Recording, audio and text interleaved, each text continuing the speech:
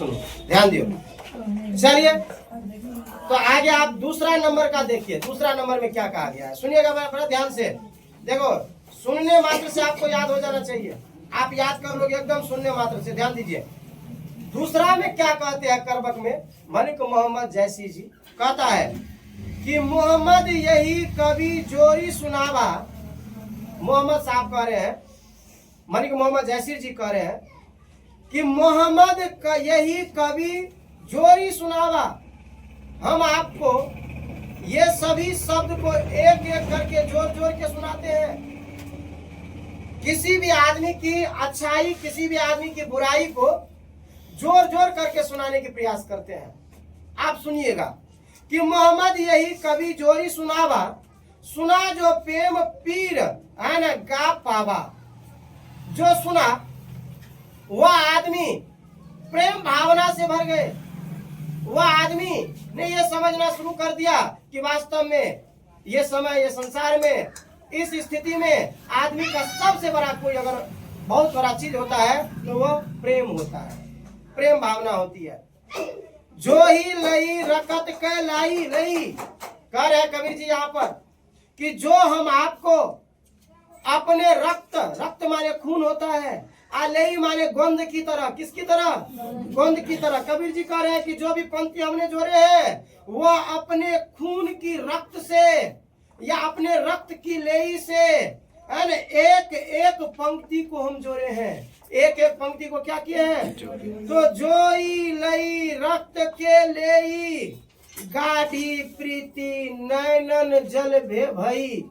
माने नैनन का मतलब क्या होता है? आंख। जब हम इस शब्द को, है ना, जोड़ रहे थे ना, तो हमारे आंख से आंसू आ रहे थे। हम मतलब इतना खुश थे, मतलब इतना ये थे कि जैसे हमको लग रहा था कि हम हर एक शब्द को जोड़ जोड़ करके इस संसार में अपने भी जीवन के बारे में किसी को बता दे कि हम भी, मेरे भी जैसे आदमी संसार में आया हुआ था। और मन जानी कवित है न अस किन्ना मकु या रह जगत मा चिन्हा।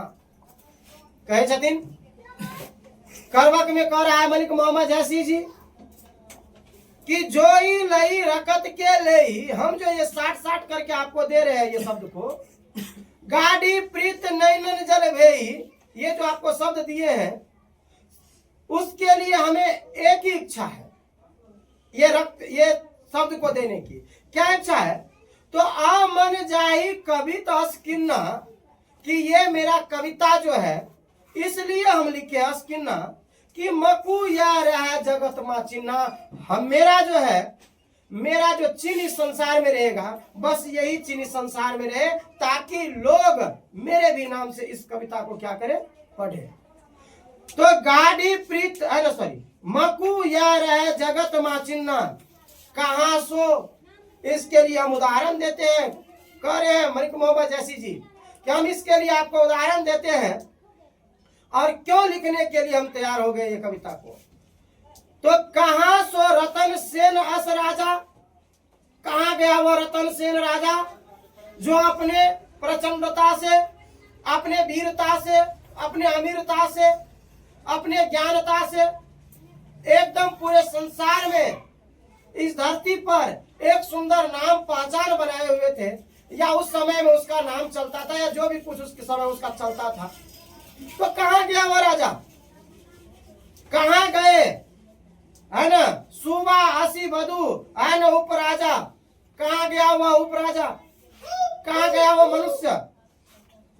कहाँ गया, है ना, अलाउद्दीन सुल्तानु, वह अलाउद्दीन सुल्तान कहाँ गया जो कभी पद्मावती, जो रूपवती थी, उस रूपवती के चाह में न जाने कितने ताकत का परिचय दे दिया, कितना अपना पावर दिखा दिया। कहाँ गया वह राजा सब?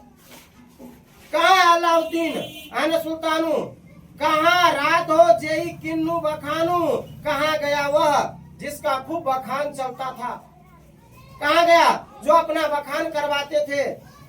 कहाँ आना स्वरूप पद्मा, आना पद्मावती रानी? कहाँ गई वह स्वरूपा? वह रूप में विश्व का के सबसे आना सुंदर महिला जिस पर अलाउद्दीन आना नाम के राजा ने मर मिटे थे, कहाँ गई वह? वह रूपवती रानी कहाँ गई?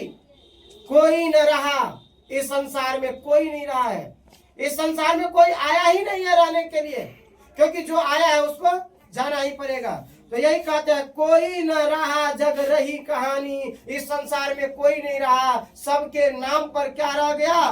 कहानी रह गया। न हम रहेंगे न तुम रहोगे, रहेगा तो सिर्फ नाम रहेगा, रहेगा तो तुम्हारा गुण रहेगा, रहेगा तो तुम्हारा कर्म रहेगा। इस संसार में कोई रहने के लिए नहीं आया है। कहा स्वरूप पद्मावती रानी, कोई न रहा जग रही कहानी, धनी सो पुरुष जस कृति जासु, फूल मरे पर मरे न वासु। कहता है इस संसार में लोगों का कृति रह जाता है, इस संसार में धन नहीं रहते हैं लोगों के लिए, इस संसार में किया हुआ काम रहता है, इस संसार में फूल नहीं रहते हैं, लेकिन फूल से निकला हुआ सुगंध रहता है। लोग सुगंध से समझ जाते हैं कि ये कौन सा फूल है। तो यही कहते हैं कि धनी सो पुरुष जस कृति जासु, फूल मरे पर मरे न बासु, केई न जगत जस बेचा, केई न लिया जस मोल, कोई संसार को बेच न सका। आज हम कहते हैं मेरा है, मेरा कोई लेकर के जाता है क्या? तो यही पर कहते हैं कौन? मलिक मोहम्मद जैसी जी क्या कहते हैं कि केई न जगत जस है न बेचा, कोई नहीं संसार को आज तक बेच सका है, और केई न लीने है न लीने जस मोल, और न कोई किसी को क्षमता है जो इसको क्या कर ले? मोल ले ले। कोई न बेच सका आज तक और न कोई मोल ले सका आज तक। जो यह पढ़े कहानी हम सब रे दुई बोल, और जो इस कहानी को, इस कविता को पढ़ता है, मलिक मोहम्मद जैसी जी कहता है कि हम उस आदमी को यही दो बोल देंगे कि आप इस संसार में तो आइए, लेकिन कभी भी आप अपने कमी की ओर मत देखिए, क्योंकि दोनों में ही बताया गया है कि सबसे बड़ा कमी तो चंद्रमा में है, क्योंकि उसमें दाग लगा है। तो क्या संसार को उजाला करना छोड़ दिया है क्या? सबसे बड़ा कमी तो समुद्र में है, जितना पानी होते हुए भी एक गिलास पानी से भी किसी प्यासे को प्यास नहीं बुझा सकता है। तो क्या समुद्र अपने वीरता को करना छोड़ दिया है क्या? नहीं ना, है ना। सबसे बड़ा कमी तो आप देखोगे वो है ना, सिमेरू पर्वत के बारे में, जो आकाश मंडल को जैसे छू रहा हो, लेकिन उसको त्रिशूल ने काट दिया। तो क्या उस कमी के कारण अपने विद्वता को छोड़ देंगे क्या? नहीं ना। तो इस संसार में सब आदमी एक जैसा है, किसी में कमी, किसी में है ना अच्छी है ना अच्छाई होते हैं, किसी में बुराई होता है। तो आदमी को अपने बुराई को छोड़ करके अच्छाई की ओर चलना चाहिए, ताकि जो आपके पास अच्छाई गुण हो उस पर ध्यान देना चाहिए। और अगर तुम बुराई की ओर ध्यान दिया तो समाज कहने वाले को क्या हो, तो कहते ही रहेंगे ना। आप खुद अपने पर विश्वास करो और अपने बुराई को त्यागो और अच्छाई पर ध्यान दो, क्योंकि हर आदमी में अच्छाई होती है।